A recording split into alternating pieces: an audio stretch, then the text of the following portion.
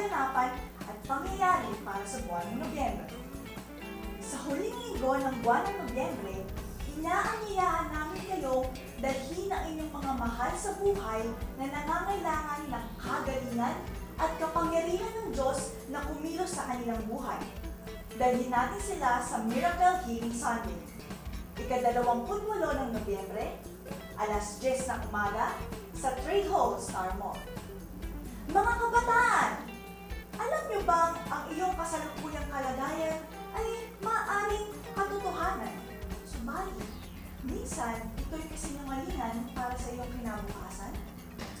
Kung gusto mong malaman ang tungkol dito, iniimbitahan kita na dumalo sa Empowered Emerge Service na ginaganap tuwing linggo sa Apartment 7 Star Mall, alas 3 ng hapon.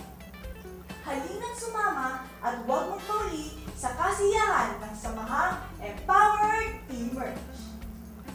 Muli kong pinapaalala sa lahat ng mag-aaral ng ISU ang iyong muling pagmarcha sa pagtatapos ng semestro ng ISU ngayong taon. Lahat po tayo ay kailangan mag-fill out ng ating registration form. Nais po namin ma-update ang ating membership database, kung kaya nga sa buong buwan ng Nobyembre ay inilusad natin ang registration campaign. Sa susunod po na linggo ay matutunghayan naman po natin ang ating International Missions Awareness. At sa huling linggo ng buwang ito ay ang ating Missions Partner Sunday, na kung saan muli tayo magbibigay ng ating commitment para sa gawaing pagmimisyon. Tunay nga na ang ating iglesia ay punong-puno ng aksyon, kaya posible talaga ang misyon.